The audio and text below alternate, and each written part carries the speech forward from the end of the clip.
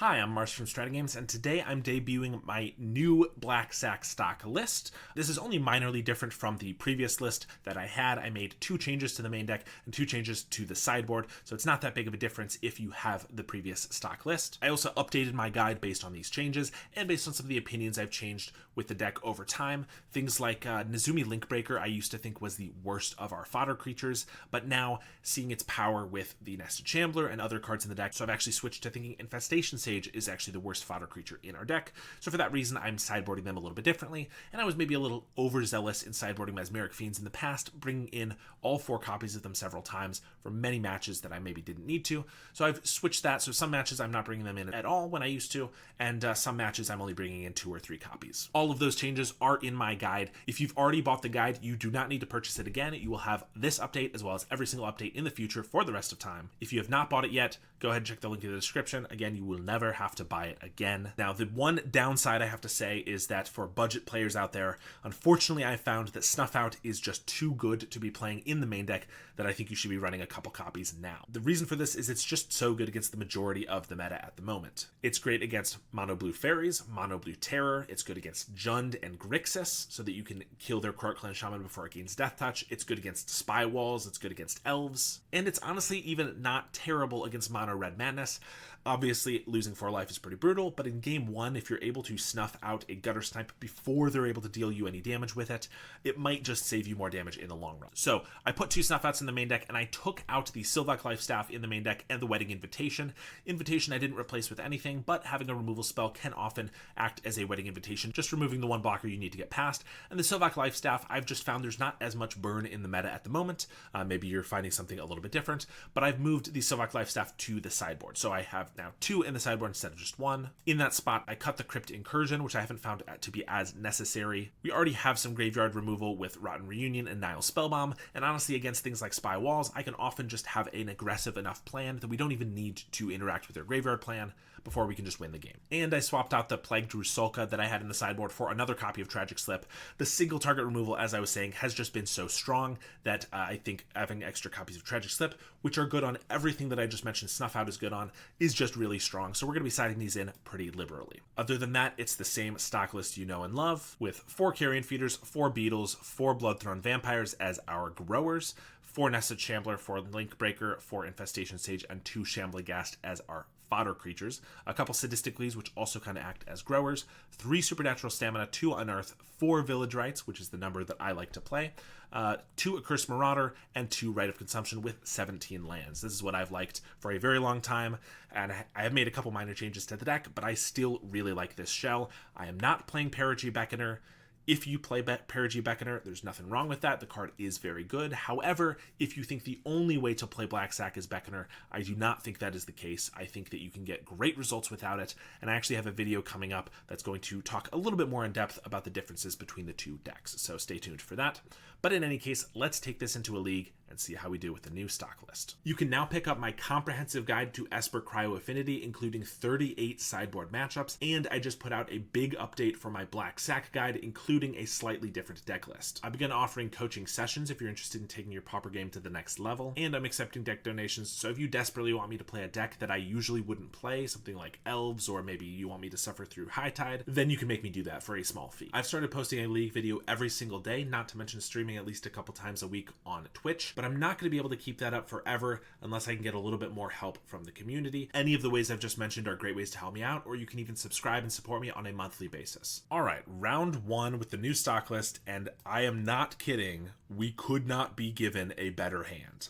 I guess technically I could be if this Beetle was a swamp. We very well could have a turn 3 win here. If they have no interaction, we can play turn 1 Shambler, turn 2 Bloodthorn Vampire, turn 3 Supernatural Stamina the Shambler, sacrifice it to make a Vampire 13/13, attack for 13, and then Rite of Consumption. Now, we will need a 3rd swamp for that, which is why technically this Beetle being a swamp could be slightly better, but there is no world where you mulligan this hand. We're also on the play, so if we're just against something like Grixis Affinity or Jund that doesn't have any removal on turn 2, and they just kind of play their random 2-mana spell, like a Wellspring or a Wildfire, and we do happen to draw that swamp, we could have a very clean turn 3 win here. Or if we're against fairies, we could have a very maybe win here on turn 3, as counter spells and things can make this obviously not work. Not to mention snaps and the like. Carrion Feeder is really interesting. So we have some options. Obviously, I could play the Vampire, hope for the Swamp, and hope they tap out. Maybe we can get there. Also, they need to have no blockers at that point. But I think it's probably safer to just play a Carrion Feeder and either the Beetle, or I could just go for the Stamina now. I sack the Shambler, I have an army of 1/1s, and then I can play a Beetle, hopefully get it through a Spell Stutter, and then we just grow both of those at the same time.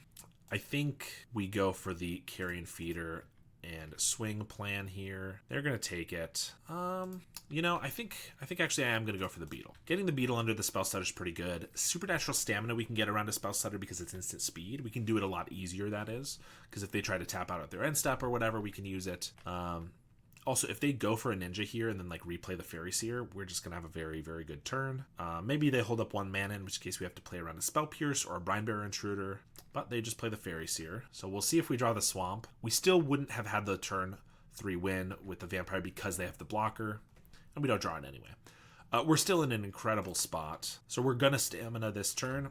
Excuse me. We're going to Stamina, so we might as well Link Breaker because that's the only other spell we can play. Swing with the team. And if they don't block here, we can get 6 triggers out of this. 2 more here. So that's 8. So we can deal them 18 right now, I believe. Stamina here. This is 6, 7, 8, 9 apiece. So yeah, we can deal them 18 damage, but we're all in on 2 creatures. So I don't think we're quite going to do that, but we're certainly going to build these up a lot and do a lot of damage. But if we go all in on these 2 and then they have a snap or 2 snaps, then we get really hosed. I could save this Mercenary for the next turn because I'm going to sack this Shambler. Let's just do this. 6 damage. I definitely want to hit for at least 10. So sack a couple squirrels. I think we'll actually make it 12. This way they go to 7, and I can very easily write up Consumption with either of these creatures next turn, assuming they tap out. Plus, I could just very easily make them both present lethal. So now they have to have 2 blockers and a counterspell to be able to survive. All right, and they just concede right there. Even though we didn't end up getting the turn 3 win, which would have been incredible, we did still win on turn 3, actually, because they conceded on their turn 3. But you can see that hand was incredible, even though we had to pivot a little bit. All right, so our Snuff Outs are going to be really good here. Tragic Slip is as well. Drown in Sorrow and Spinning Darkness. And trying out now 2 Mesmeric Fiends.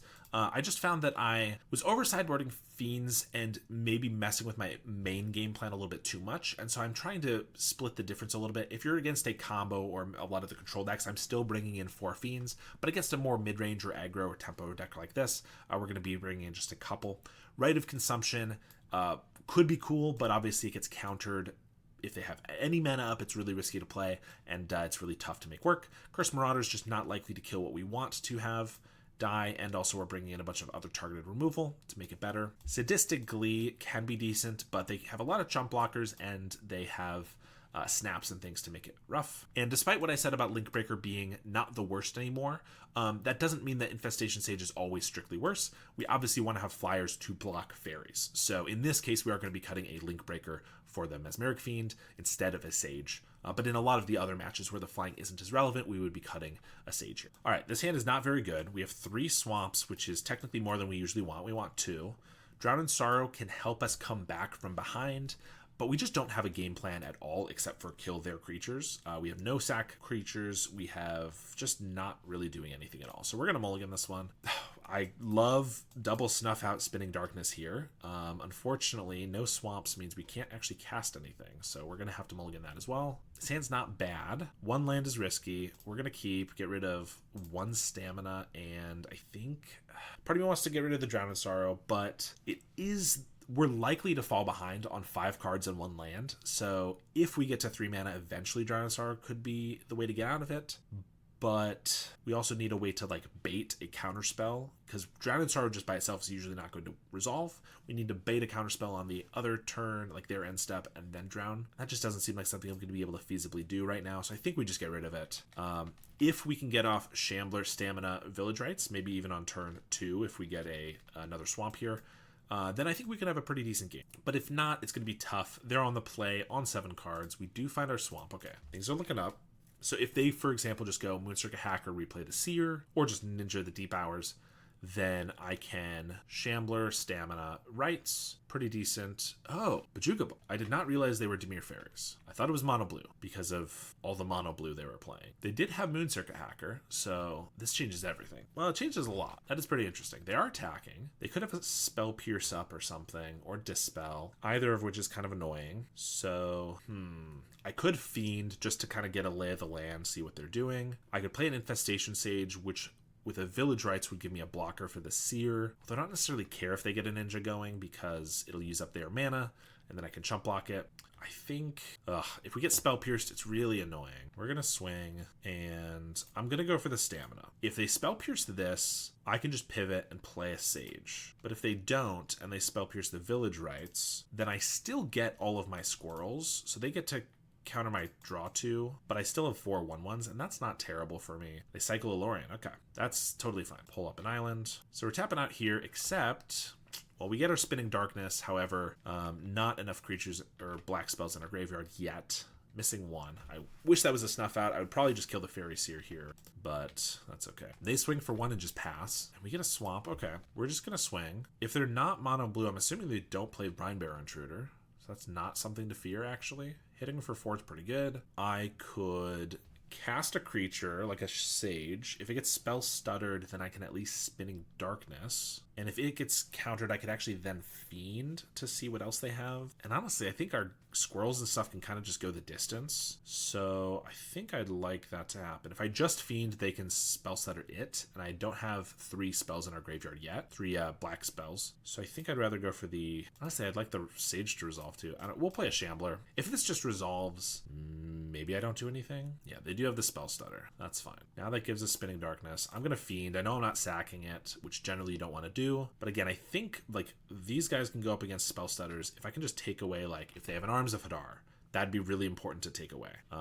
If they had a Thorn of the Black Rose, maybe, although we can kind of get around it. Okay, Cast Down, I don't care about, honestly, since our game plan is just 1/1s, I don't care too much about that. Counterspell and Spell Pierce. Spell Pierce, I guess, interacts with the Spinning Darkness right now. And if they want to play like Augur or Cast Down, then Counterspell is really awkward in their hand unless they draw a land. So I kind of think Spell Pierce Augur is what we want to go for. I guess if we just take anything that's not Cast Down, they can cast down the Fiends. I don't know if I care too much about that, though. I honestly kind of think Spell Pierce, since it's the only thing they can cast, in addition to another spell. And, you know, we're low enough on mana. I guess we can play around it next turn. If we Spinning Darkness now, we can't play around it. But actually, yeah, we can probably play around it just fine. So let's not do that. I think Augur Bolas as the blocker, then. And if they want to cast this down, that's fine. Unless they top deck a land, they won't be able to cast down and Augur.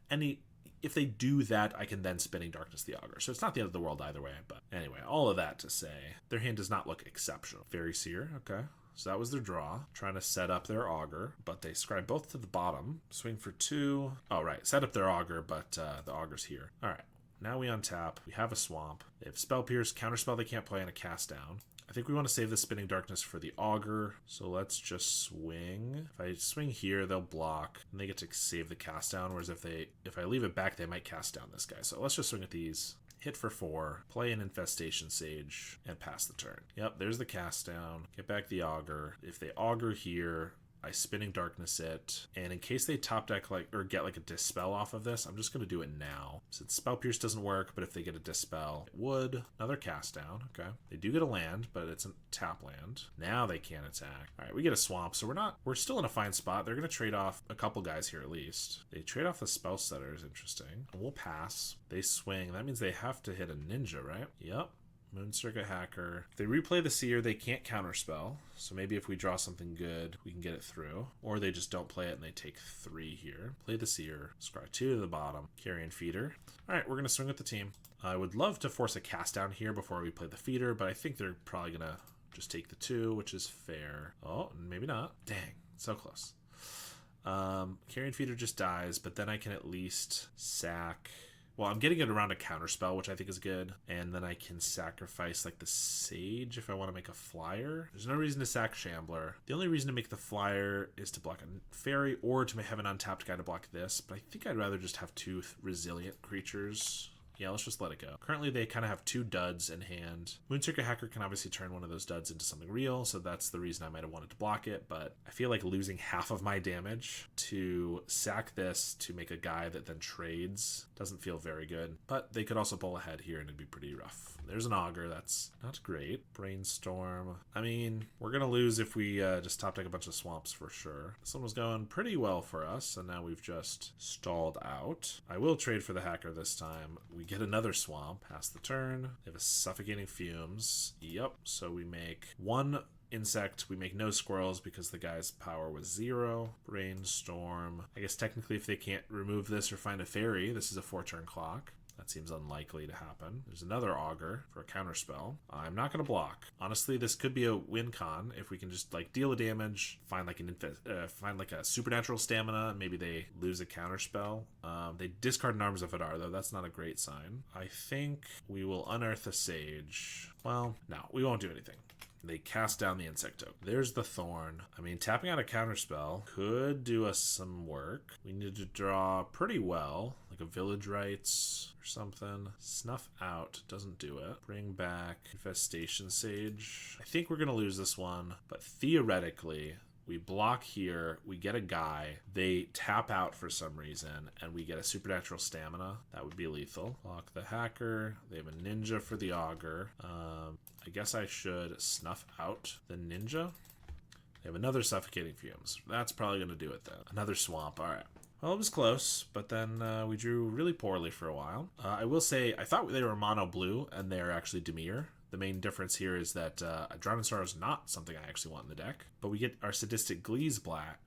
We get Sadistic Glee back, though, because their main removal is Cast Down and Snuff Out, but all the Snuff Outs are useless against us, so they have Cast Downs we have to be worried about, but just 4 of them, or usually even 3 of them, so Sadistically can be decent here. That's really the only difference in sideboarding for blue fairies or mono blue fairies or Dimir fairies. 4 fodder creatures, unfortunately, is not going to work.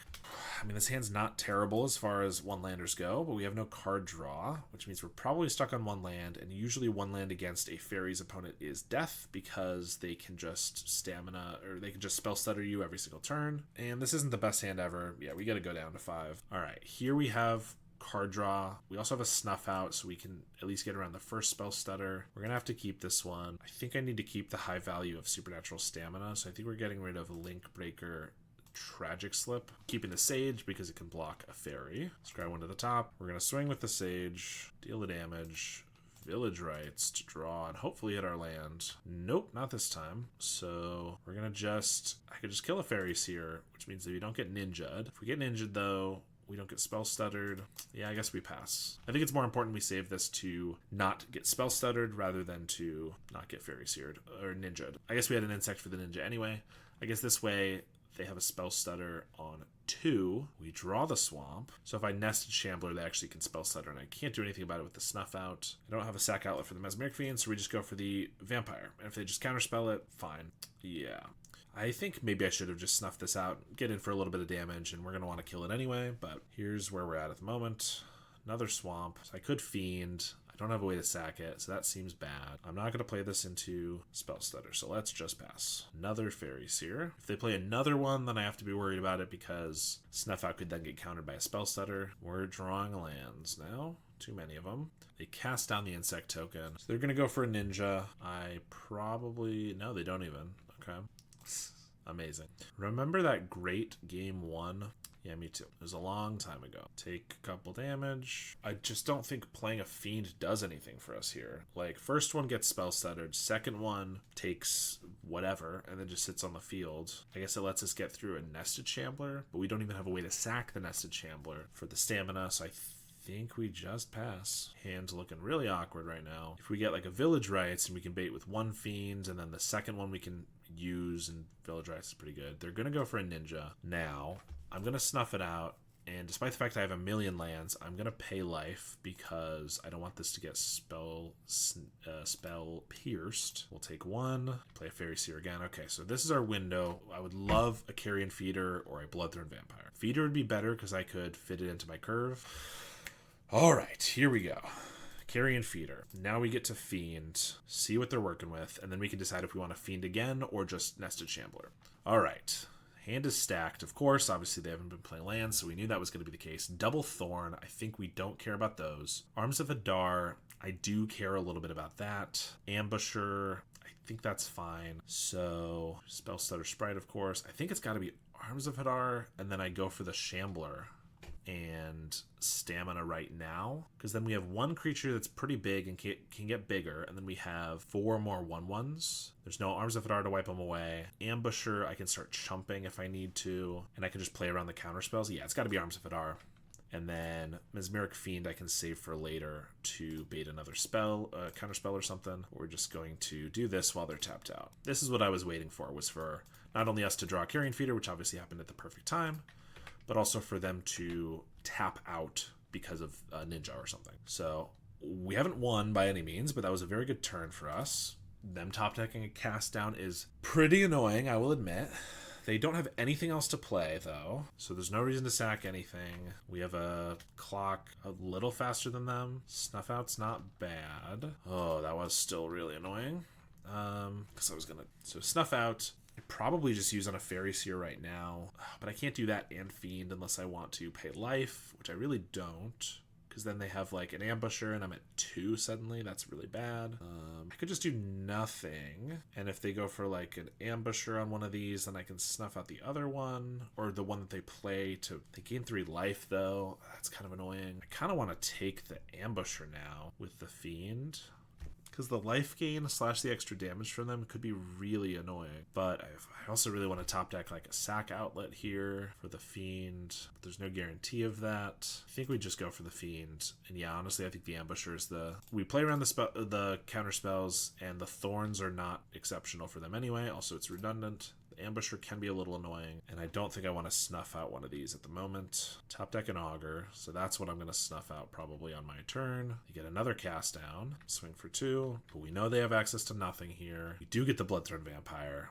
Oh, okay, so I could play the Bloodthorn Vampire, but then I have to snuff out for 4 life on the Augur, but then they just cast down the Vampire, so that's not really worth it, because then we die in 2 turns. Playing the Vampire isn't really worth it at all, so I think I just cast down the Augur. We just don't play the Vampire this turn, and now I'm threatening a 3-turn clock, which is going to force them to probably hold some of these back, and if they end up going for a cast down on the Fiend, then I can get the Vampire out. They top deck another Augur. That's annoying, and it's Suffocating Fumes, so I think that's going to kill us, because Vampire without a Rights in our deck is just not going to win the game, unless we top deck like a Sadistically here, but they have the cast down, so it doesn't matter. Ugh, Infestation Sage. Well, we can play everything. We can attack for 4. Since they have the Fumes anyway, we might as well get in for our damage. They block the Shambler. They don't even block the Familiar. Interesting. I guess they don't want the Shambler to be around for stamina later. I guess that's fair. Oh, well, also they want it to be dead for the Fumes, although it doesn't matter because the Fumes kills it anyway. We can grow the Vampire a bunch here. No reason to sack the Sage, because then we'd lose the guy from the Sage. Swing with 1 Seer, which means next turn Seer plus the Mukotai is going to be lethal, but I can't block here. I mean, my best draw is like a Village Rites into all the perfect stuff. I don't know what that would even be. Unearth can do a Mesmeric Fiend. I could get a double body creature, which would just force a chomp. That's not great. It could be an Infestation Sage, then I have 2 insects to block. I guess that's okay. Or if it's a Fiend, I could take the cast down, force a block. They have an Ambusher though, that's lethal. No, because I'd have an insect. But they'd gain some life. I don't think there's any way I can come back from that. I think my best bet is an Infestation Sage here. So swing with the Vampire. Darn, they did their math right. So we'll sack the Infestation Sage, eat the Augur. This way we have blockers for both fairies unless they want to cast one down. Preordain. Don't really know how we can win here, but we're trying. There's the cast down. They don't attack smartly. Sadistic Glee. Might as well put it on an insect in case we trade the other ones off and it grows. I could attack for 1, but then I have to chump with or trade with this one because they have an Ambusher in hand. They will swing. We'll block here because I think our only bet is for the insect to grow a little bit. We'll go to 1, they go to 9 though, which is why, and they have a counterspell up, so this is why I really don't think I can get out of this. They cycle a Lorien revealed, because now I can block here, and we get a swamp. I mean, like I said, I don't think anything I drew here would work, but that's kind of annoying. All right, well, I think it was a close match. I think we did not draw what we needed for like 5 turns, and then we did with the feeder on the perfect turn, but again, it was several turns too late. And yeah, I don't really think I could have played this one better, to be honest. I think we played pretty decently and just didn't line up. All right, we got a mulligan here, no lander. All right, this one's pretty good. We need fodder for every single card in our hand to work, but any piece of fodder makes this hand really good. We're against Cog Gates. Actually, they go green, so maybe some sort of like Bant Gates. Also, we get a Link Breaker right away. They could play like Journey to Nowhere. So I'm going to start on a Beetle. Not as safe as starting on a Link Breaker, but we have 2 Beetles and a feeder, so I think it's decent. Open the gates. Well, I don't know exactly what they're doing here. Could just be green for like open the gates and like Gate Creeper Vine or something. But, oh, red. Okay, Naya Gates. In that case, maybe they have bolts. So I could just go feeder Beetle here, but that seems a little risky at this point. So let's go feeder Link Breaker, swing, and we drew another piece of fodder. So we're in a pretty good spot, except for the fact that our feeder might die here. Maybe should have just played 2 pieces of fodder here. Yeah, I think I'm just gonna sack that one. This way, if my feeder dies, then I can still play Beetle, Village Rites the Mercenary token next turn, and I get to trigger the Beetle, grow it at least once, draw our cards. Whereas if I had to play the Infestation Sage, then Village Rites, then I don't get the trigger off the Beetle, so. Colony Garden. Okay, I don't know what they're likely to have, because I'm not sure exactly what deck this is, but to be as safe as possible, well, first let's use Mercenary. Actually, we can just attack with the Mercenary. We might want to sack it. Let's pump the Beetle and then play an Infestation Sage. This, if this resolves, should get us out of bolt ranges, which I'm going to assume means we can keep this Beetle alive too. So now we're going to swing. They're going to block. I'm going to go for 1 or 2 sacks to grow the Beetles. We still have an Infestation Sage in our hand, so I kind of just want to sacrifice everything. Everything's above a Lightning Bolt. Now we hit for 5 and we pass. They didn't have anything for 2 mana. Okay. There's a Basilisk Gate, an Arriving Chrysalis. Sure. That's totally fine if they want to grow our Beetles even more. We're going to play an Infestation Sage. I'm going to Village Rites it right now just in case we get like a Snuff Out or something I want to use. Another Village Rites is not bad. Let's swing with the team. And they got to block at least 2 of these. And they go for the smaller of the 2. That's interesting. So I can't do lethal on them. No reason to Village Rites here in case they have like a removal spell for one of these for just the 1 damage, I don't think, so let's just pass. They do go for growing their Chrysalis, which means we grow our Beetles. So now they're taking 8 damage. 8, 9, 10, 11. So I could put them to 2, but we'll wait on it and pass. We got 3 lethal attackers. If they play another Chris, they can definitely survive another turn. But again, they're also just growing our fleet. There's a cat. In case we don't win this turn, we're going to want to leave back probably this insect token if we don't get more creatures to chump the cat, not let them gain life. Although, to be honest, even if they gain like 5 life, we can definitely outrace that. You're going to swing with the Chris. Okay. You got to have something else. Maybe they play like Fogs or something. That'd be interesting. Cursed Marauder. It eats one of these 2, and it grows the Beetles. I guess in case their goal is just to chump, this is decent to play first. Yeah, they do sack the cat, which means they have to have... I feel like Fog's the only thing that saves them here, so I'm going to assume that's what it is. And on the off chance they're playing something like Tangle, I kind of don't want to attack with both of these. Like, if I attack with just one, is there any removal they could have to kill this? In green, red, white? I mean, they could destroy evil, maybe. I kind of just want to attack with 1. They could also have a flash creature, I guess. All right, we'll attack with 2. I feel like it's going to be a Tangle or Moment's Peace. Prismatic Strands. That makes sense. That's the Gate Fog. I don't know why I was blanking on Prismatic Strands as a possibility. That's totally fine. All right, they're not going to be gaining life this turn. I think we're going to go for a Village Rites on this insect then to try to gain more creatures. Double Snuff Out. Sure. I could use those on the Chris, which if they go for like gating it up, maybe. But I'd rather save them for if they play like 2 white creatures and I can snuff them both out on their turn, then they can't flash back the Prismatic Strands. Yep, there's a cat. Also, I'm realizing even if they gate up this Chris, it's still dies to the Beetle. All right. Yeah, so they have to have another Prismatic Strands in hand. Otherwise, double Snuff Out should get the game here. We have to do it on their turn, so they can't flash it back on our turn. All right. So we're able to get there. Naya Gates of some variety. Rotten Reunion is good. and Spellbomb because it can get both Cat and Prismatic Strands. I can't say I have an exact game plan, sideboard plan for this version of Gates because I haven't played against it before, really. But this is my game plan for Call Gates. Take out Marauder. Honestly, with Chris, maybe there's an argument to keep the Marauder in, but generally they have a lot of creatures and it's not great. Rite of Consumption Rite of Consumption deals damage, which can be prevented by the Prismatic Strands, so it's a little too risky. It's also bad in Call Gates because they have counter spells, so maybe that's a reason here that it's not that bad. If they don't have mana up and don't have a Prismatic Strands in their graveyard, then we could go for the right, so it could be okay. And then Snuff Out, we can generally just chump their creatures that we really need to. And then we get Graveyard Hate and a little bit of hand attack. I think we're still just going to try this plan and see how it goes. One lander. It's pretty interesting. We have the Fiend, double stamina. Sadistic Glee on the Mercenary token can give us a threat that's a creature that's not black, so we can have two different creatures attacking through a Prismatic Strands, but without a land, this doesn't do anything. With a land, it's still not the best thing ever. We're going to go down. This hand's better. We have turn 1 Feeder into Fiend plus Glee. This hand's pretty good, actually. Kind of hard to decide what to get rid of. I think it's going to be the Vampire, though. Vampire's worse in this matchup because of Prismatic Strands. If they have any ability to cast a Prismatic Strands and we go all in on a Vampire, we've sacrificed everything and we don't really have anything out of it. Whereas the Feeder, assuming it doesn't die, can just continuously deal a good amount of damage every turn. All right, if Feeder does not die to a Journey to Nowhere or something here, or maybe even a Bolt, then we can Fiend and then Fiend again, which is pretty good.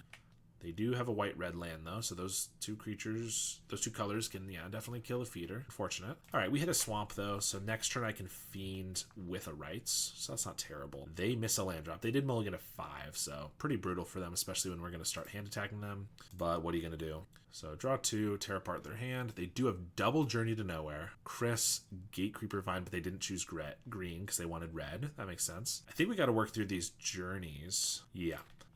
They are problematic. I mean, if we can get another Village Rites, then I can just like Shambler, Stamina, Village Rites, and that's pretty decent because we can just go around a journey. But they get a Skyfisher. That's kind of clever. Skyfisher's just cool, but they can bounce it. Now they can get green for their Gate Creeper Vine. I would have loved a Village Rites so that I could Fiend and Village Rites again. Take the other journey. I guess instead we're just going to play out 3 fodder creatures because none of the rest of these do very much at the moment. And we can at least start attacking with Shamblers and Stamina them up. They're going to play Gate Creeper. Probably just get a gate that produces mana. Yep, Mana Gate. Speaking of mana. So they have their 3 colors now. They don't attack. That's a Village Rites. That's pretty good. I think we just attack. I guess if they block the Link Breaker, I don't really want to Stamina it. I can also sadistically one of these Shamblers to start growing, but they have the Journey to Nowhere to interact with that. And if I use the Village Rites on it, then it's not very big. So I think we wait on that. All right, I'm going to go for the Shambler attack. I kind of want them to not block here, in which case, yeah, maybe they block this. Okay, they take a damage. I'm just going to leave that. So I'm going to go for the Fiend. I'm going to take the Journey to Nowhere so that we can ideally be free to start growing some creatures. Reunion's decent. Another Chris. Yeah, we're just going to have to work through those, I think. And another Shambler. All right, we really need a Carrion Feeder or a Vampire. They got a Gate, so Chris is going to come down next turn and the turn after that. They go to attacks. Feels like they can leave back the Skyfisher, but they didn't block with it last turn anyway. It feels like maybe they should have just gated this up and attacked for 6, which is a lot. Beetle's good into the Chrysalis, although we don't have a way to sack things ourselves. We don't need a Reunion up right now, so let's play this. Let's play a Sadistic Glee on a Shambler to start it growing, or I could wait until we get a green creature to play around Prismatic Strand, but I have a Rotten Reunion for the second half of Prismatic. Let's just play this here, and then swing with these guys, and then if they block with the Skyfisher, we can Stamina, but if not, we'll just deal them 1. Play another Shambler. I mean, we're set up incredibly well the moment we get a sack outlet. If they get a board wipe or something, if they have like an End the Festivities, not that, probably it'd be Electrickery or maybe a Breath Weapon, we're gonna be hosed pretty badly. But this is the hand. These are the cards we were dealt. We gotta play them. Can't really hold them all in hand. They do tap for an ominous red. Could just be for a Chris, but maybe they're trying to decide if they want to use a removal spell. or cast Chris? And they do. They go for a beetle, or rather a bolt on the beetle. Grows the Shambler. Not terrible. And they're going to pump the Skyfisher this time. Okay. Swing for 6. Village Rites is decent. That lets us stamina. All right. Swing with the team. Go for the stamina. Hit for 6. Sack that. Grow the other Shambler. Draw 2. Hope one of them's a Kyrian Feeder. Mesmeric Fiend. I could play that, but they can't play both Chris this turn anyway, so I think I might as well just save it. And then if I don't draw a Sack Outlet next turn, I'll probably play it to take the second Chris. Unless they draw like another Bolt and decide if they want to kill the Shambler or play Chris. They do just go for the pump on the Skyfisher. They're just trying to race us. Okay. I mean, luckily this is still 2 more turns away, but I think that makes me just want a Rotten Reunion for the extra damage, since there's no graveyard cards to speak of at the moment. Beetle, so we attack with everything. They can block like 3, take 1, 2, 3, 4, 5, 6, 7, 8. Then we play a Fiend. Let's play Beetle first because it'll grow off the zombie. I guess I don't even care about the Fiend as much now because they're not even playing cards from hand. Although I guess I can't take both Chris. If they get an untapped land, they can play a Chris and use the Basilisk Gate is probably their thought process. I don't know. We're hitting for 8, so they're going down to 4. So I think we probably just play the Rotten Reunion as an extra attacker. Like I said, there was the one turn they didn't attack with the Skyfisher. If they had, we would be dying this turn. But I think they should have gone more in on the gate earlier, and now I don't think they should necessarily. They don't even block, so they're taking 11. I mean, I guess if they just have a way to pump this by 2, but even 1 gate doesn't do it. All right, we're going to play the Fiend because maybe they have like a weird pump spell or something. Or a Bolt, I guess, could do it. Yamabushi's Storm. It deals 1 damage to each creature. If a creature dealt damage this way would die, exile it. Oh my gosh. That's obviously what we're taking. I've never seen that card, and it really is just the anti-Black Sac card, isn't it? All right, well, they're at 1. Unless they have a way to pump this or get if they draw a Lightning Bolt, that would be lethal on us. Or a way to pump this by 2. But otherwise, I think, or if they get another one of these Yamabushi's Storms, which they do, can I say that's ridiculous? There's no way they're playing more than 2, maybe 3 of this card. Okay, they could cast it the other one to get rid of the Beetle, but they lose a Gate Creeper Vine, and they have to chump here, but then they play a Chrysalis. The Shambler's going to stay above the Chrysalis, but they can chump it and then pump with the Gate. Yeah, we might die here. Oh, we do have a Rotten Reunion for a surprise attacker. I can't use it this turn, unfortunately. Now I wish I had, instead of the Storm, or instead of the Mesmeric Fiend, just a swap. Well, they got a chump. All right, we'll pass. I guess if we can just get the Shambler to die, we'd have enough attackers. I mean, I'm not going to lie, this is a cool card to see, but I'm pretty annoyed about the Thoughtseize bug happening right there. Flash. Should I flash the Rotten Reunion? It doesn't really give me an extra attacker that matters, because they'll just block with the Chrysalis. And if they do find a Prismatic Strands, I'd really like it for that, or a Cat. If I get like a Village Rites off the top, it would be worth it, but we've already used 3 Village Rites, 3 of our 4, so that's unlikely. I'm just gonna pass. There's a Beetle. I will play a Beetle, and I will attack with the Shambler. So they'll sack, which is gonna grow the Beetle. So I guess they can play Chris and activate the gate to make this lethal, so I'm going to have to chump with a Beetle. And then following turn, yeah, I think I might die if they play it right here. Okay, they go for the conservative line of just tapping all this. They could have sacked the spawn to cast this and then gone all in on the gate. Oh, that would have killed them, actually, if they sacked the spawn. This is just 3. It could be as much as 6, but they can't sack. I'm going to just take it. I would love for them to sack a couple of these, actually, because then Rotten Reunion. Yeah, I think we're going to Rotten Reunion at this point, in case we get Village Rites, Carrion Feeder off the top, just about anything, I guess. How about just about nothing? Either of these could be lethal, which means I have to leave both of these back. Okay, we're leaving them both back. I guess the good news, unless they top deck a Prismatic Strands, which would be brutal, but if they do attack with like a pumped up Chrysalis, I chump with the Shambler and I make 6 1/1s, and that should be able to just attack them back, so they really can't do that. They find a Heap Gate, unless if they either have another Storm, Yamabushi's Storm, or if they have like a Prismatic Strands to prevent all the damage from these guys. That would be decent. Extract a Confession. So I sack the Shambler, but it makes all tapped guys, and then I'm going to die to the Chrysalis. So that's pretty annoying. I guess they're splashing black in their Naya deck. Okay, sorry, Magic Online has encountered an error. The system will attempt to replay to its last known stable state and retry the last action. If the replay is unsuccessful, a new game will be started. I guess we're watching an instant replay. Okay, we are back. I appreciate that it gave me the whole last time on before I'm just about to die. They don't attack, so maybe they don't know this can't block. Okay, but now do I attack into them, knowing they might have a Prismatic Strands? I guess we attack with 6 squirrels, right? Because Prismatic Strands, they'd have to sack a couple spawn, grow the beetle, then we can play an Infestation Sage, we can block both of these. They can't flash it back, and then next turn I should be able to kill them. There's no reason to attack with the black creatures here, I don't think, because they could just block those and still it'll be the same. So yeah, I think we just swing with 6 squirrels. I mean, we should be dead, but that's why you don't concede until they... Alright, they give us the GG, and we're able to get there then. Bit of a misplay from them, because they could have killed us there, but...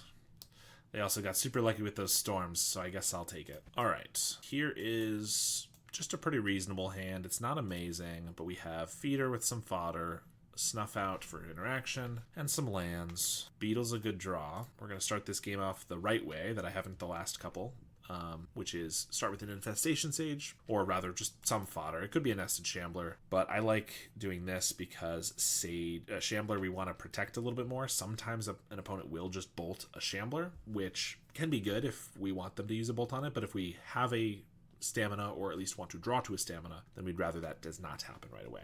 They go for a Faithless Leading, so I'm going to assume they are mono-red Madness. And there's a Fiery Temper. Discard a Gutter Snipe as well. Yep, that's right. Just Temper to the Dome. Ooh, Shamblegast is not a bad draw.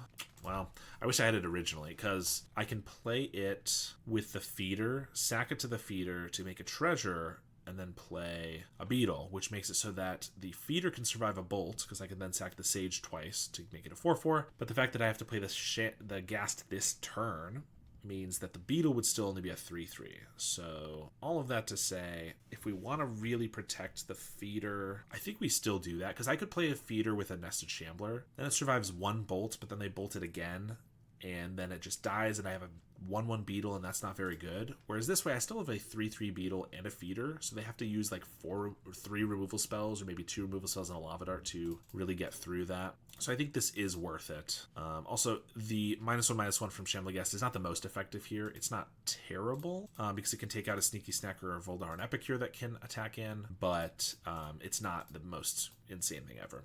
Also, we want to sack the Sage here on our turn, because if we waited, then the Beetle's a 1/1, and if we ever then sacrifice it, they can like Lava Dart the Beetle in response, whereas now they can't, and this is the better way to do it. Now they go for a Flame Breather, and if they do just kill the Beetle, at least we have a pretty big Feeder. Also, it's not great to take damage off your Snuff Outs. Yeah, they do go for the Bolt, but I could just Snuff Out the Flame Breather to not take any additional damage beyond this, which I probably will. I cannot save the Beetle unless I want to sack the Feeder itself, which I don't. I might as well just sack it to the Feeder, and I don't think they're going to cast any spells for free here, so I'm not going to Snuff Out now. I might on my own turn. Stamina would be a great draw here. Swamp, not quite as much. Yeah, this could easily deal us more damage, plus it's a blocker that's just kind of in our way.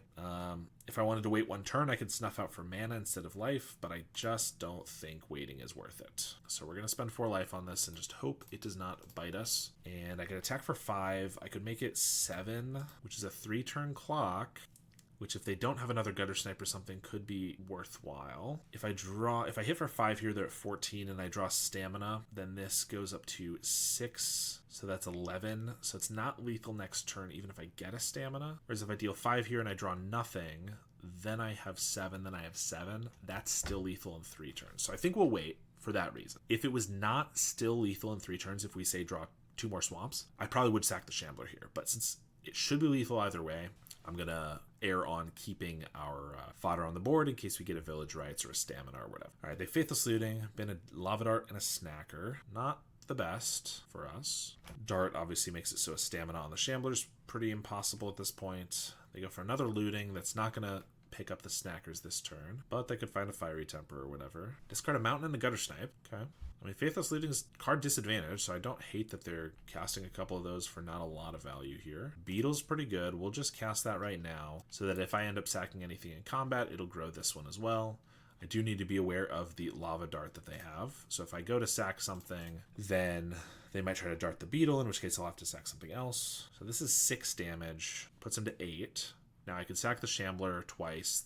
to make it 7 damage, but 6, and then next turn with the beetle, it should be enough anyway. I think we'll just do that and pass. We're at 12 life. They have a Lava Dart and 2 cards in hand. Faithless is in the graveyard, so I'm feeling like we're not going to die this turn. Although their last card's a Gutter Snipe, so Lava Dart's 3 damage, a Fire Blast would be 6, so that's not lethal, and they're going to have to chump with the Gutter Snipe, but it could put us within a bolt's range. This feeder is lethal if it attacks unblocked, so they're going to have to block that. And another feeder, might as well just play it so it's another... And now it's just a piece of fodder, basically. But they have to block this, and then that means we're getting in for 3. If I wanted to sack everything, it'd be 4, 5, 6. So I can't do lethal if they do block the feeder. They're trying to decide if they want to like Lava Dart something in response here, which by itself probably doesn't do anything. If they also have a bolt, maybe it would be worthwhile. Because if they bolt the beetle, and then I sack 3 of these, and then they Lava Dart it, that kills it pretty decently. But if they spend all of that killing our creatures, we still have a feeder that eats their Gutter Snipe, and then we've only taken a little bit of damage. They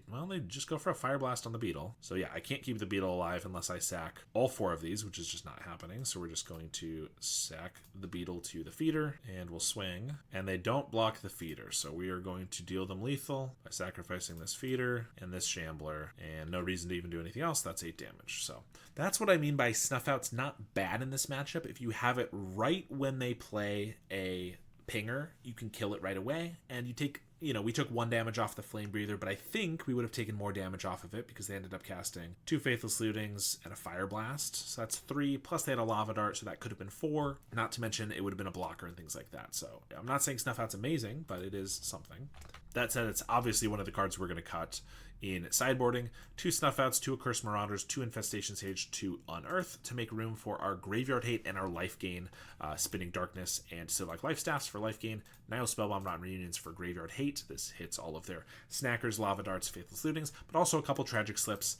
These don't cause us to lose 4 life, and they can still just kill the pingers that are really vital to get rid of. So let's not submit and actually take these 8 out for submitting.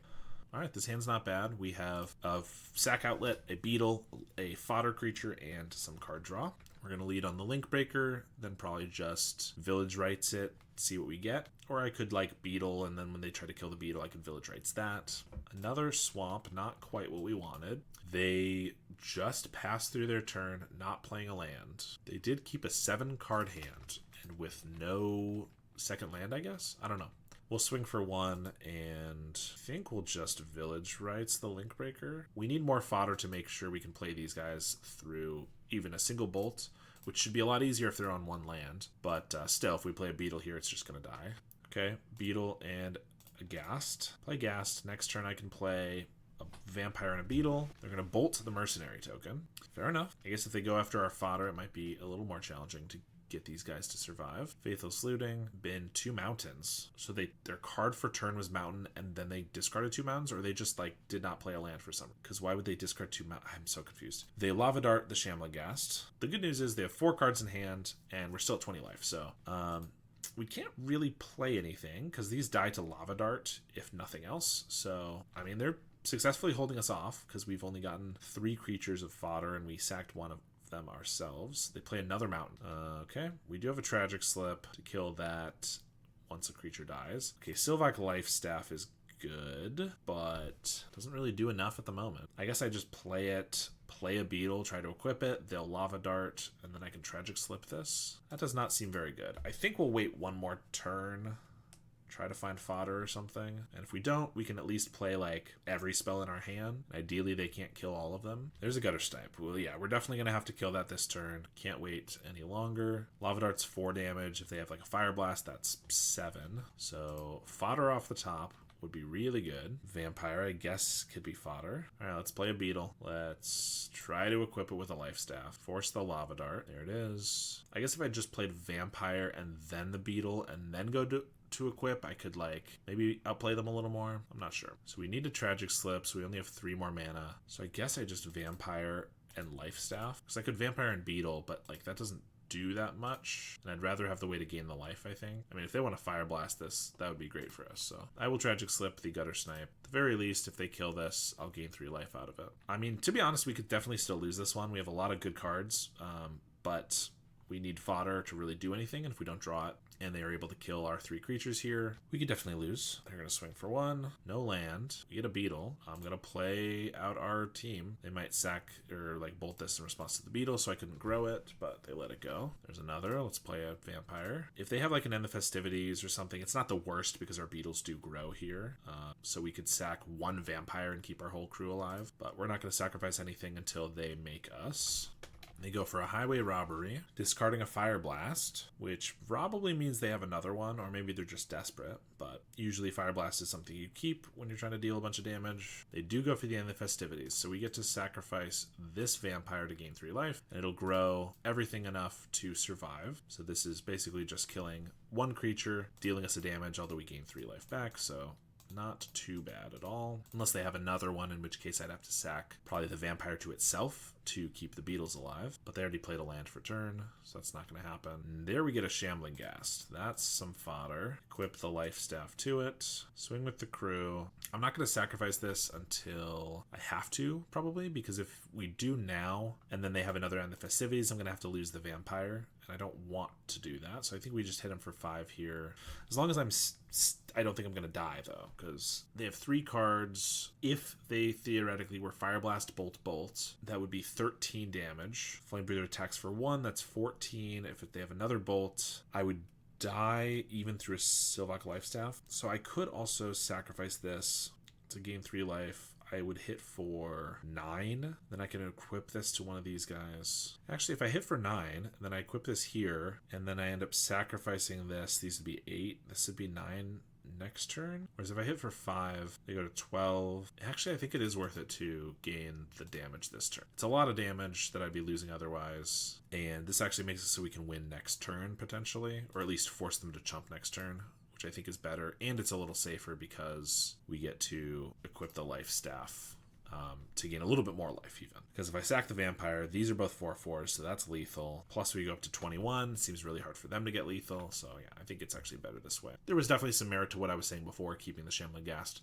so that the vampire doesn't die to the festivities, but because we have the beetles that are growing, I don't actually think it matters too much. I guess if they had another festivities here and then like bolt, they could definitely survive and eventually might beat us, but I have to assume they don't have that much removal, otherwise they would have been using it, I think. Grab the prize, the highway robbery. Yeah, so they're flooded with card draw, looks like.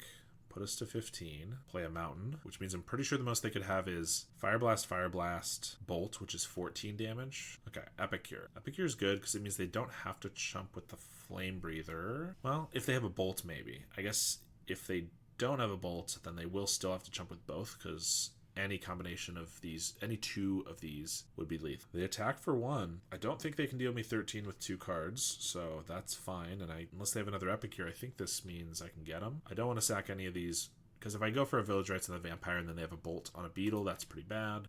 I guess I have lethal on them here if they don't have a removal spell, and I'm willing to go for it, which that's the trick. So if they block here, I have to sack the beetle to grow these 2, and then if they bolt something, it's pretty bad. They do have to block something, because currently this is already 8 damage. They block the vampire, so I could Village Rites it, or I could just deal 6. But then we're trading here anyway, and that's not very good. I think we gotta go for the Village Rites. It presents lethal, which means they have to bolt one of these to win, or to survive. We gain life, we draw cards, we still hit for 4. I think it's worth it. Yeah, they have the Fire Blast, which they go for a beetle. Okay. I mean, them using a Fire Blast on that is necessary, but pretty good for us still. We draw 2. Rite of Consumption's a pretty good top deck. I mean, I could equip the Sylvok Lifestaff, but there's a world where they like Fire Blast in response, and there's no world where they can gain life here, so let's just Rite of Consumption. Alright, and we're able to beat Mono Red Madness. Alright, we have not the best hand ever here. 2 vampires is redundant, which is good against removal. Marauder,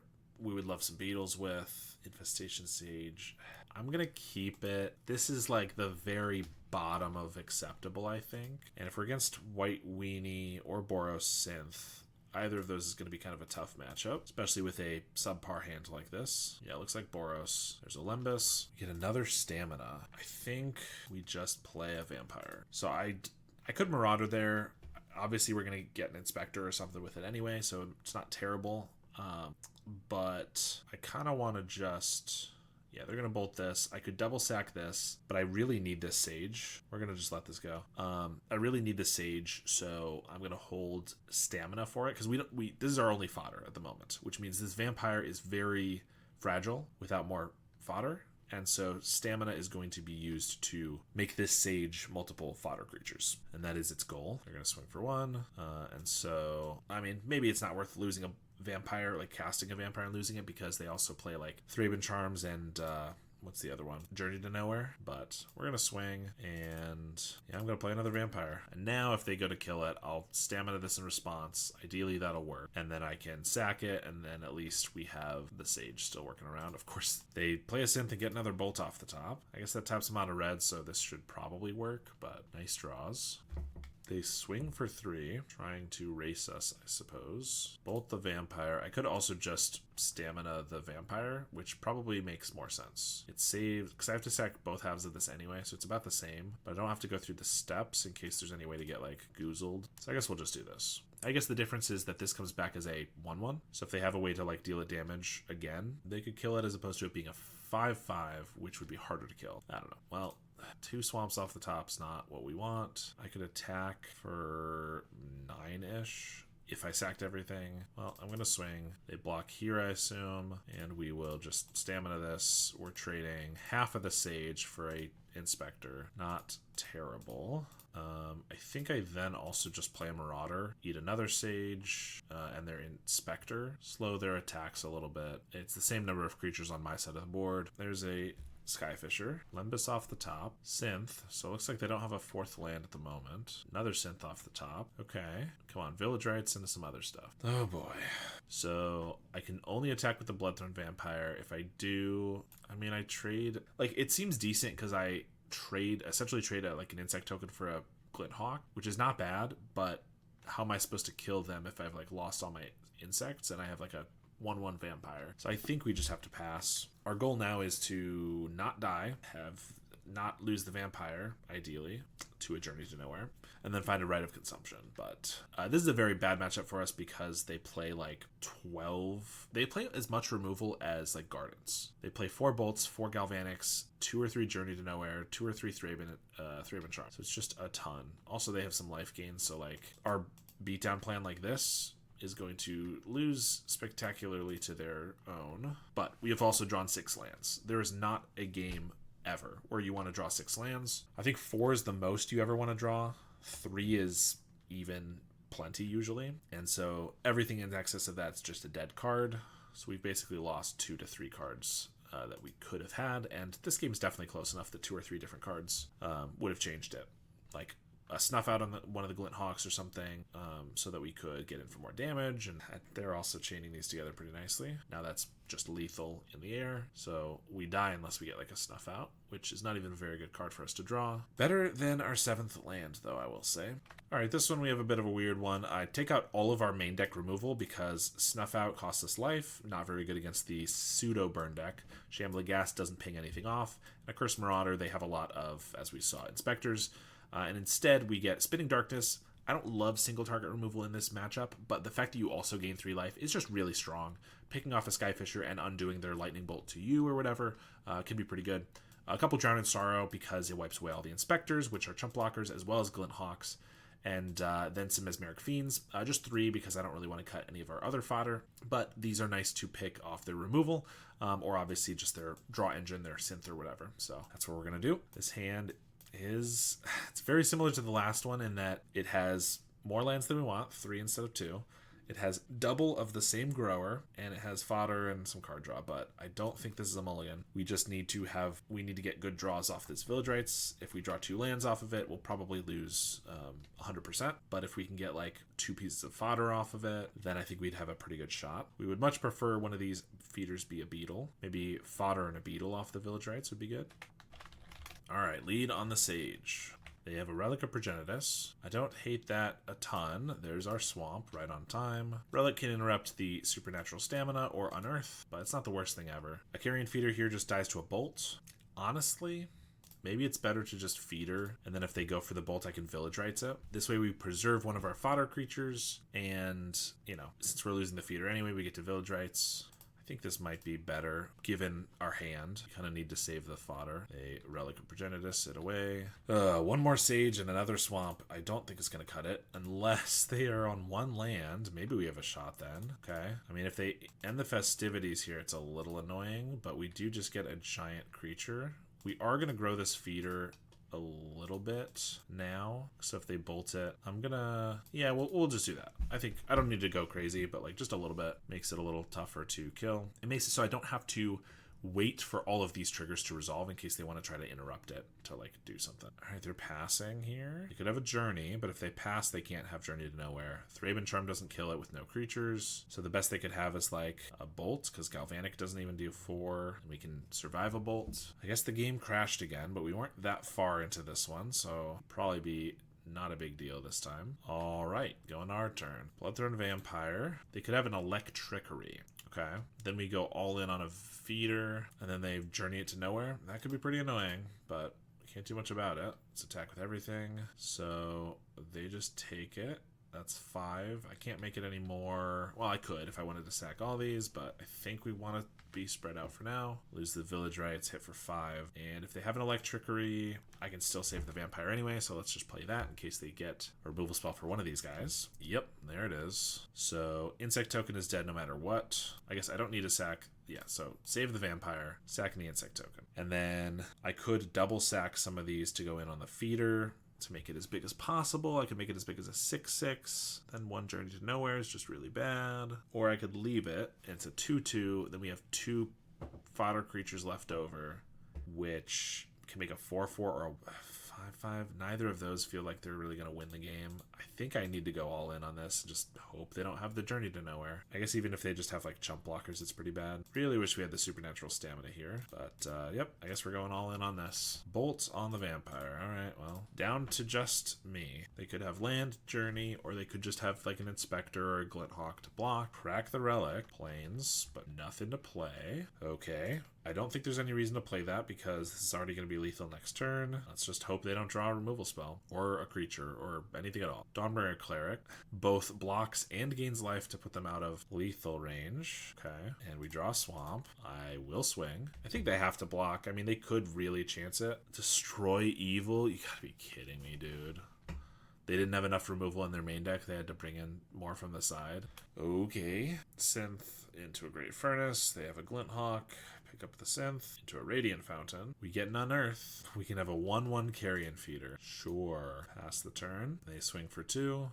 Play a Synth and a Glinthawk. Another land. Mortician Beetle. The moment we get a fodder creature, we actually could do something maybe if they don't have any removal. There's the Synth again. Inscard Crag and Olympus. Swing for 4. Novice Inspector. I mean, Mesmeric Fiend is not a bad draw. I think we just go all in on the feeder. Play the Fiend. And if we get blown out, game is over, but if we don't, we can take something from their hand. We have a 3/3 feeder, a 2/2 beetle. You know, things maybe progress decently. We take a Synth, and they have just an Ancient Den, so... Alright, I can't attack with the beetle because it's only a 2/2, but I can attack with the feeder, and if they chump... I mean, they'll probably just take 3, but if they did chump... Well, then it grows even bigger. Alright, they crack their clue, swing for 4, Skyfisher, pick up a Synth, they find a Glinthawk, and that finds a Galvanic Blast, which is just lethal on us next turn. There's no way we can get lethal, not to mention it can kill any of our creatures. Alright. Yeah, not a good matchup for us. Alright, last round here, not a keepable hand. This one is decent.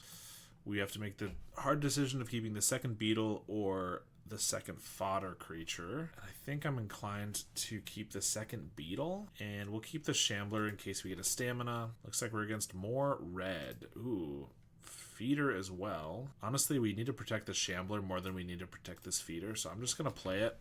If they want to bolt it, that's fine. We have a Vampire, a Highway Robbery, so more Red Madness. They have the Snacker, Infestation Sage, so I could Beetle and Sage. Then then they either of them die to a Bolt, so I probably just Sage and Shambler attack for 1, and then ideally they don't want to go after the feeder because of these guys to protect it, and then we can double double beetle. There's a flame breather. Swing for 2. Epicure. Okay. So suddenly double beetle means we have 3 5/5s. Ooh.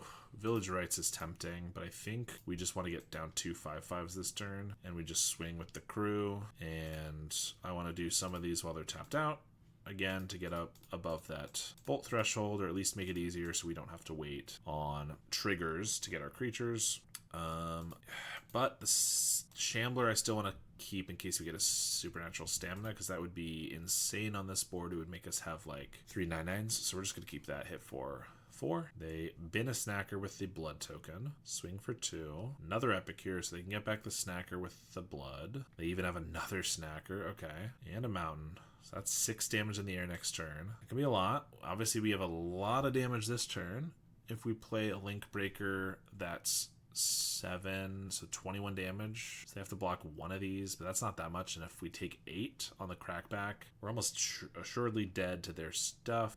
So let's Village Rites, the Link Breaker, and hope to draw something. I would love if this was an Infestation Sage, because we could at least block one of these guys, but alas. I mean, I did kind of want a Swamp there, but I also wanted a 1-drop I could actually play, and that was not the case. So swing with these guys, block both of these. I don't think there's a great reason to deal more then. We'll just pass, and yeah, hope to not die to 6 damage in the air plus whatever they got. That's a bolt, so they just need one more bolt and we'll die. Our hand was quite fast, but they had just every creature in their deck with Epicures to chump, Snackers to attack. Unless their last 3 cards are all duds, I don't think we're in a great spot. In case it makes the difference, I'm going to block the Flame Breather, just in case that 1 damage matters. I'll take 6, and we die to a Lava Dart, because that can be flashed back for 4 damage total. Alright, we get our 8 sideboard cards here.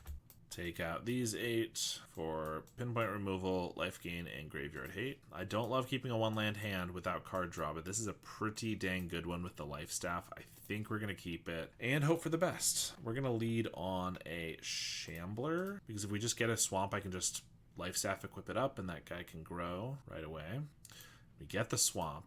Lucky us. In this type of matchup, you pretty much want to put a life staff on, you want to prioritize equipping the life staff pretty much every time, because it can just gain so much life. I could attack for 2 here, but then we're taking a damage from the Epicure, which I think is fine because we're going to be gaining so much with the life staff, ideally. And if they want to trade, that's fine. We'll get 2 squirrels out of it and gain 3. Now, there was also the consideration of starting with a Link Breaker, because if I sacrifice that first, we get a Mercenary, which can then grow the Shambler. I think both are decent. It really just depends on what you draw. Like, if we draw stamina, having the Shambler down first is great. If we don't, we're not going to want to play the Link Breaker and sacrifice it to the feeder until we've equipped the life staff over to it, which could be a waste of a mana if we had just done that originally. So yeah, some stuff to think about for sure. And they decide to take the damage, swing back for 1, and there's a Flame Breather. Sadistic Glee, ooh. So I could Glee onto the Shambler to make more squirrels, but it's a little slow because then I play the feeder. I'm not actually sacrificing anything this turn, so that's not great. But I could put it on the feeder, which grows when the Shambler dies, which means it's hard for the feeder to die at that point, because it's growing so quickly that it's going to be hard for them to bolt it down. I think that's probably worth it, and I'm not gonna have any blockers by doing this, but I'm gonna attack with this because I'd like to sack it to the feeder now before they can bolt it, as said before. And so there's no reason they shouldn't block here, but they don't necessarily know that.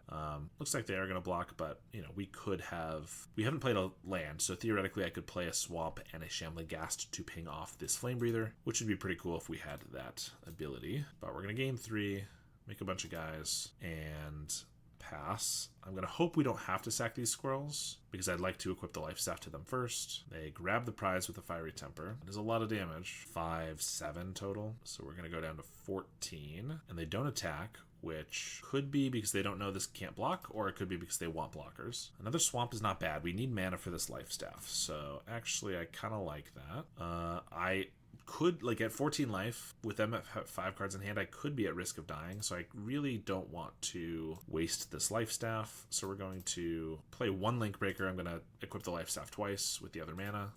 Equip here, and swing. They're going to take it. I will sack, since I want to gain this life anyway. Hit him for 7, down to 11. And now we're pretty much just, if we get a Right of Consumption, we win right away. If we can find enough removal to kill their guys, we can win right away.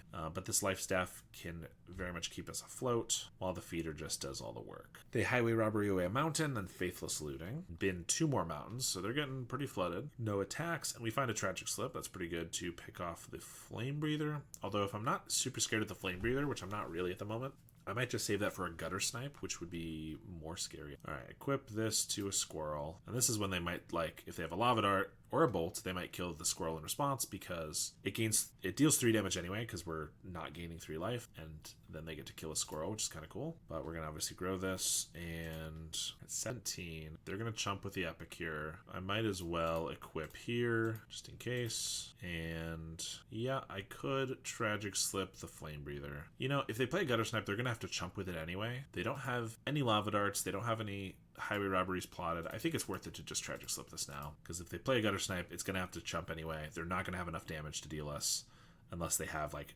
2 fire blasts and a bolt or something. So yeah, we get that game. All right, this one is kind of close because feeder beetle is so good, but 4 lands is only keepable if your 3 other cards are insanely powerful, like feeder, stamina, shambler, or vampire, stamina, stamina, something like that. But this is just not going to work. 1 land, village rights. We have a rotten reunion, but we don't really have the mana to use it. Yeah, this one's fine though. We're going to keep. We have some interaction, which is decent. I guess we get rid of this sage. The annoying part though is that if they do get another swamp. Okay, yeah, I could play a shambler here, which is not terrible, but it doesn't do us that much. Maybe we get to attack for 1, next turn I village rights it, whatever. But if they get a sneaky snacker here, it's really annoying. And if we can rotten reunion it away, that's pretty good. And there's just not a ton of value we get from the shambler. So there's the snacker. This is why we do this. Sneaky Snacker had a rotten reunion. All right, and that's just insane value for us. Now we have a reunion chilling out there. Can't really afford to leave up 2 mana for it now in case they do it again, but the first one is the most important. Now I could just beetle, village rights, a zombie token. I think I will swing with the zombie. We get in for 2, and then I'm going to village rights it. Might as well not waste the damage. I'm wasting the counter on the beetle basically, but this way the beetle's not susceptible to removal. I kind of want to play a shambler now because we are low on mana. However, the second rotten reunion does kind of make me want to leave that up in case they go for another one. I think we will, honestly. Just take it a little slow. There's a gutter snipe. Okay, that's fine. I'm still gonna rotten reunion. Obviously, we're not getting the value we want, but I'm doing this so that I can attack with this and then tragic slip the gutter snipe so we don't die, which seems pretty good to me. The not dying part. Now, do I want a beetle? No, I think we're just gonna shambler here. So yeah, swing for 2. I don't even have a village rights this time, but we need a creature to die to be able to kill this. Shambler and pass. I assume, okay, they have a robbery. I was assuming maybe they had another gutter snipe since they just played one so flagrantly, but maybe they had a sneaky snacker they wanted to get through and didn't want to lose it this time. Right of Consumption's good, but not really where we're at the moment. Attack for 1. They plotted out robbery. It's still 4 cards in hand. I don't really know what we do here. We need a mana or 2 more, because like if I vampire and can make it survive, then Right of Consumption is going to be really good. But if I play a vampire right now, it's just going to die. I could play like Shambler Beetle, which makes it so the vampire's good next turn. If they have an infestation stage, if they have like an End of Festivities, it's really bad for us. But I kind of think we need to make something happen now, so we're going to do this. If they just kill the beetle, it's fine, because that's kind of a decoy. Because if we can just get the Blood Throne Vampire to deal 10 damage to them and then Right of Consumption, that's the goal. There's a robbery. Fiery Temper. That's going to probably pick off the beetle. Yup. Play a mountain and an Epicure. And discard a snacker to the blood token. There's a swamp. Alright. Bit of a Hail Mary. Not really Hail Mary, but this is... We're going all in on this vampire. We're going to play it. We're going to sadistically it. Hopefully it can survive with all these Shambler Sacs, because this could make it really large. And then we're going to try not to sacrifice anything, though, if we don't have to. And then go for a big Right of Consumption next turn is the goal. Because if this resolves, this could be plus 12, which is 13 damage. So if we can get in for like 2 damage with the Shamblers, and that could be lethal. They're deciding if they want to use removal on this now, or rather if they need to, or if they want to save it. They save it, which is good because I think this is our main way to win, but also scary because that means they think they can maybe win around it. I don't think I can attack. We're just going to pass here because I can't afford to let one of these trade, I don't think. We'll take 2, go to 15. Okay, they pass. Stamina's good. Stamina's very good. They have 5 mana up, though. If they have like 3 bolts, can I survive through that? Because if I stamina the Shambler and then they bolt it, I sack it, and then they bolt the Vampire, and then I sack the Shambler, and then they bolt the Vampire. It's kind of risky. I kind of want to... Question is, can I wait? Because if they have that many bolts, are they just going to use them on us and we'll die? Yeah. I think we just got to go for it. So here we go for it. Because I could wait and pass the turn, try to catch a moment to stamina these when they're mostly tapped out. I can also Rotten Reunion to make an extra guy. But if they just like top deck a Gutter Snipe with all these bolts and stuff that I'm expecting is in their hand, then we might just lose. So they block here. I'm going to stamina a Shambler and see if that draws out a reaction. Does a dart on the Shambler. So I'm going to sack that to the Vampire. And so this would be 1 damage to them. Then this is going to grow from the Sadistically. So this could be 5 and then 3 from each of these. So that's 14 and that's lethal. Okay, I think if they just take 1 damage here, 5, 14, that's lethal to me. Sack the Shambler, unless they have a massive way to kill it in response. 14, 14, and we're going to write a consumption. Whew. Able to get there for a nice, respectable 3-2. All right, glad we got a 3-2. It'd be a little embarrassing if I showcase my new stock list and then we only go like 2-3 or whatever. Obviously, this list is not very different from the previous list that I've done very well with, so I had no doubts. But the deck is just a lot of what we already know. It's really solid. There's a lot of just super explosive starts you can have. Carrion Feeder and Beetle are phenomenal together. Supernatural Stamina and Shambler are phenomenal together. And Bloodthorn Vampire and Rite of Consumption are phenomenal together. So all these little combos, mini combos, things like that. From when I was originally playing different lists, I've gradually increased the amount of removal in the deck. I like to Shambling Ghasts to pick off blockers and things like that. A couple of Cursed Marauders are very good with Beetles, and then now I'm really liking the Snuff Outs. We saw them be pretty good against Fairies. It didn't do great in game 2, but definitely it was doing pretty well throughout, being able to kill Fairies and things like that. We didn't really kill a Spell Stutter in response to its trigger, but that is a great way to use it. Naya Gates, we were able to use both of our Snuff Outs that we drew to be able to snuff out their only 2 white creatures to make it so that they couldn't Prismatic Strands. And the first time against Red Madness, we were able to kill a Kasig Flame Breather before it dealt us too much damage. We lost to Dimir Fairies, which definitely can be a little bit of a tough matchup. We did draw, I think, pretty poorly there, and we lost to Borosynth. That's one of our worst, so that's not necessarily a surprise. But we won against Red Madness twice, so that's a good indication that this deck, I think, is pretty strong. Certainly we can lose those games, but I think we have a lot of nice tools to counter them. And I think one of the things that's very important to do is exactly what I did in that last game, which is hold up a Rotten Reunion on turn 1 if they are on the play and you expect that they might have a sneaky snacker.